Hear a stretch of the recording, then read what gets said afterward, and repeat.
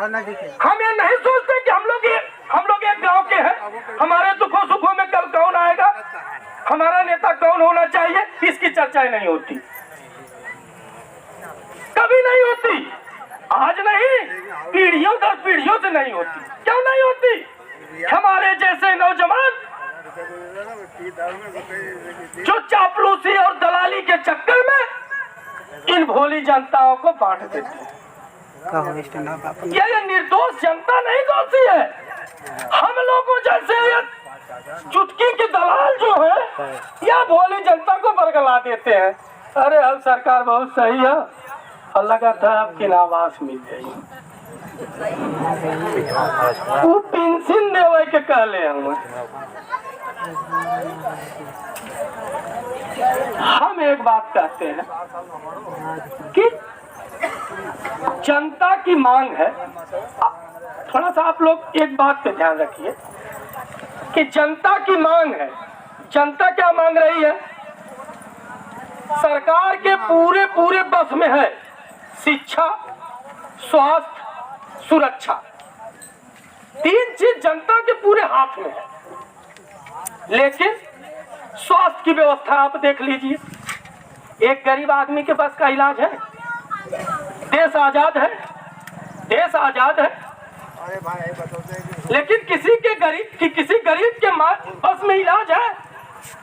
अगर किसी गरीब के बेटे को ब्रेन ट्यूमर हो जाता है तो उसका पिता रोता है।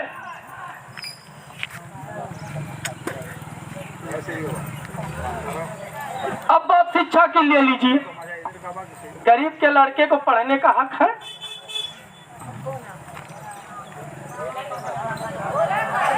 वैसे तो लोग कहते हैं कि अरे भाई फ्री में तो कुल होत बा।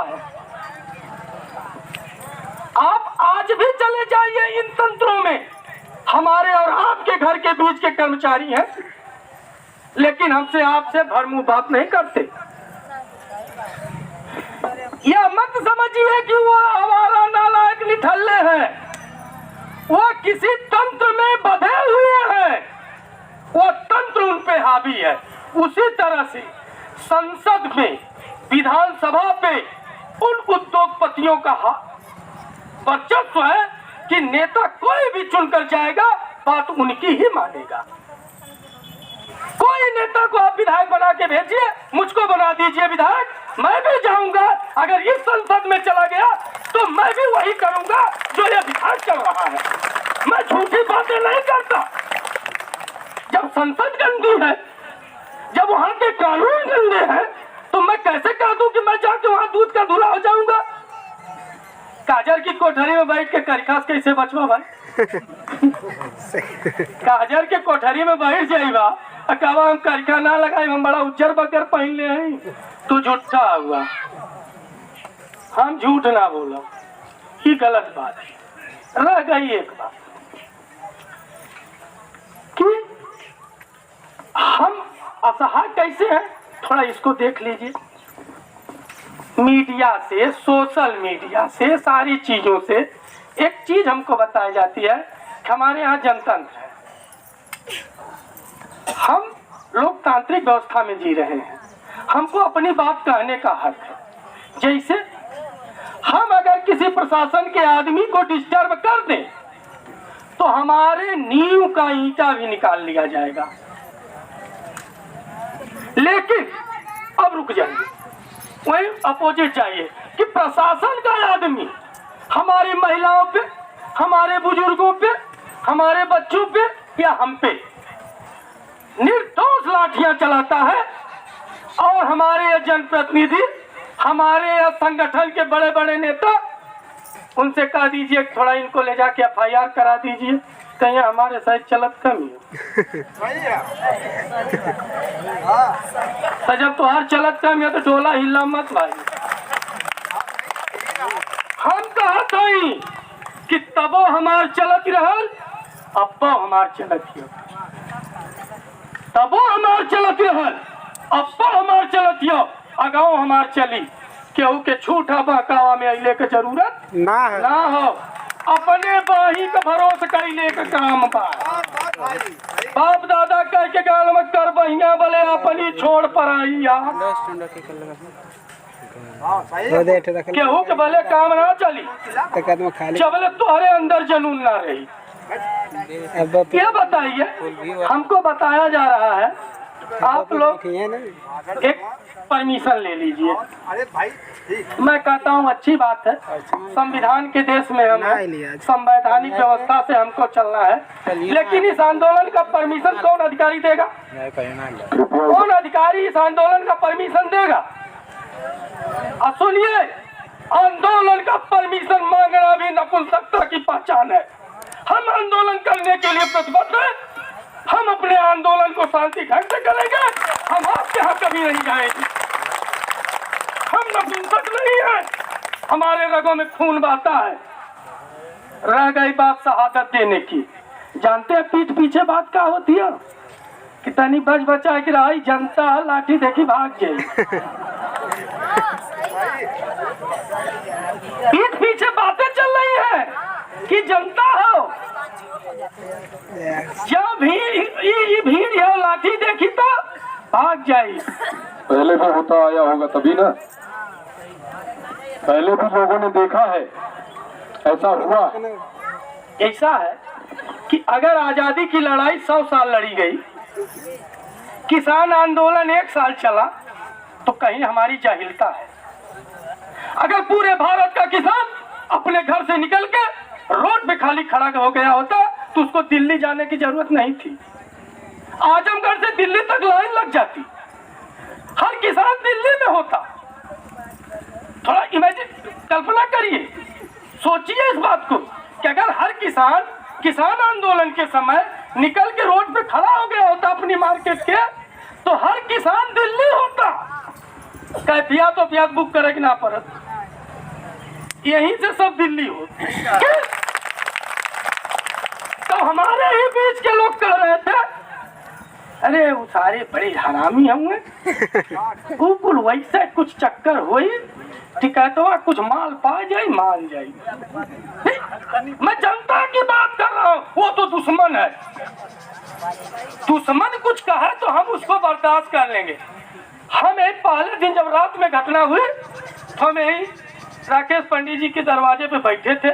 हमने कहा, ब्राह्मण देवता, हमको लाठियों की डर नहीं है।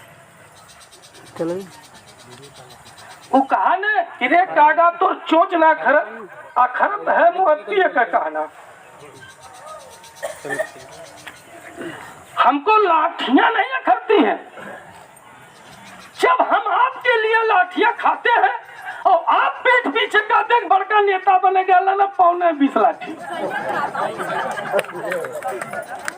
तो आप उनके बड़े दुश्मन तो वो लोग हैं ना जो पीठ पीछे हमारी बुराइयां करते हैं। अगर कोई कमी है आपके इस बेटे में तो आज मुंह पे खा लीजिए, डांट लीजिए, 2 थप्पड़ मार लीजिए। पीठ पीछे किसी की निंदा मत करिए। आप अपने संगठन को कमजोर कर रहे हैं। ऐसा करके आपके अंदर कमजोरी हो रही है। अब प्रशासन, आपको लगता है प्रशासन मौन है, प्रशासन पूरा कवर करता है कि कब कब क्या क्या हो रहा है। वो जैसे आप रणनीतियां बनाते हैं वैसे वो भी रणनीतियां बनाते हैं। तो उनसे कुछ सवाल पूछिए कि भाई हवाई अड्डा क्या मंगले रहल कि तू दे डाला? कौन ऐसी जनता थी आजमगढ़ की जो हवाई अड्डे की मांग की थी कि आपने हवाई अड्डा दे दिया? अब बात दूसरी सुनिए। आपके पास एक जहाज थी एयर इंडिया, आपने तो उसको बेच दिया।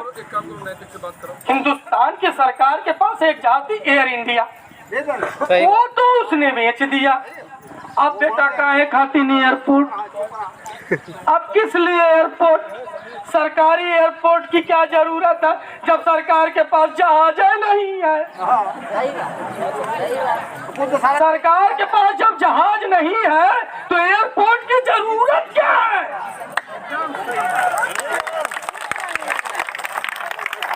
अब रुकिए, जैसे हवाई अड्डा मंगलई के बिन मंगले का करे तू दे डाला भाई।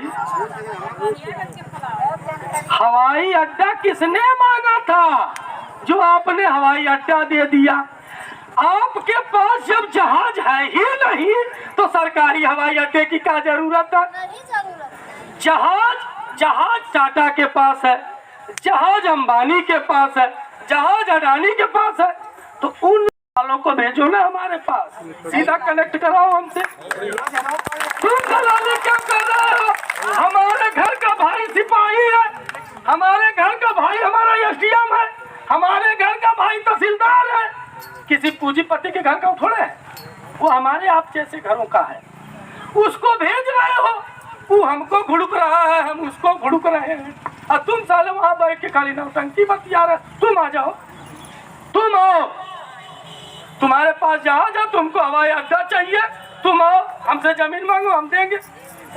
हम कहते हैं ना कि 20, 25, 50 में नहीं पूरा देश चलावे नहीं, लेकिन वो कब्बो ना आवे नहीं, कभी आते नहीं है। अगर कभी किसी के लिए वोट मांगते, कभी टाटा कोट मांगते आप लोग देखे हैं? नहीं। कभी अंबानी कोट मांगते देखे हैं? लेकिन नहीं, उनके पल्ले तंत्र हो। देश का देखा हमारे बात, इसको जनक दुख है भाई, नाराज मत हो। क्या नाते की जनता का दुख देख के दुख बहुत था, कुछ नचनियन से, कुछ पदनियन से कुछ खेल से, कुछ खिलाड़ी से। अरे देश कौन चलाता है? धोनी। देश ये अन्नदाता चलाता है। देश अमिताभ बच्चन के बल चलाता, देश जवानों के बल पे चल रहा है। इसीलिए लाल बहादुर शास्त्री ने कहा था कि जय जवान जय किसान, उन्होंने कहा जय धोनी जय अमिताभ बच्चन। लेकिन आज हम भ्रम में हैं।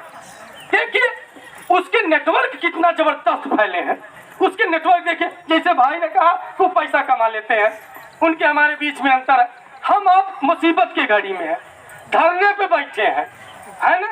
हम यूट्यूब खोल रहे हैं, पैसा क्या करे घरे जाता तनी बुद्धि से बताइए लोगन तो।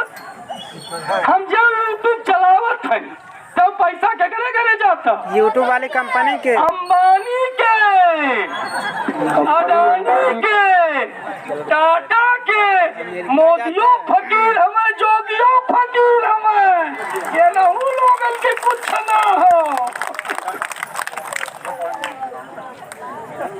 पीठ के पीछे अंगुली रखे मोबाइल की बटन पे, चरियाना गया। तभी आप कैलकुलेशन करिए कि देश में 125 करोड़ 150 करोड़ की आबादी है। अगर एक बार वो मोबाइल छू लेती है तो कितना लंबा बजट 24 घंटे में उनके पास जाता है। अच्छा, वो हमारी आंख की आदत कैसे बिगाड़ते हैं? पहले जियो फ्री रहा, सब कहे जियो लिया सेतिये में हो, जियो लिया सेतिये में बाय। हम यही बात बार बार आपसे कहते हैं कि आप अगर मेहनत कर सो तो मेहनत से खाना सीखो, कमा के खाना सीखो। बस एक काम कर लो, आपका जीवन स्तर सुधर जाएगा कि आप अपनी गाढ़ी कमाई में किसी दलाल की एंट्री मत होने दो। अगर आपकी कमाई सुरक्षित रह गई तो आपके अंदर किसी चीज की कमी नहीं है। हमारे देश में दूध और घी की नदियां बहती थी, कौन बहाता था? कौन बहाता था? यही किसान, यही मजदूर, यही बहाता था। आप अपने संगठन, आप देखा बात नंबर 3-4 बात यहाँ गई कि जब तो है हवाई अड्डा का विस्तार चाहता तो ठीक है, कुछ जने देखा बड़ा समझदार हम भाई, उतना समझदारी हमरे ना। हम जानी ला कि पूरा भारत हमार है, यहाँ का हर मनई हमार है, हर नागरिक अपना है। का दिल्ली, का कलकत्ता, का यूपी, का बिहार, का हरियाणा, का पंजाब, कुल हमार है ना। लेकिन कुछ लोग कहा तुम्हारे कि यहाँ हवाई अड्डा झूठा जना न पिजिया यहाँ रह करे के चाह। इससे इस बात से लगता है कि आप क्रांतिकारी नहीं हो, आप उनका विरोध नहीं करते हो, आप सिर्फ अपना साथ साधना चाहते हो, आप सिर्फ अपना स्वार्थ साधना चाहते हो। जिस दिन आपका स्वार्थ सज जाएगा उस दिन आप अपने घर हो जाओगे। इस यही कारण है कि पंजाब के किसानों को 1 साल का रखना पड़ा।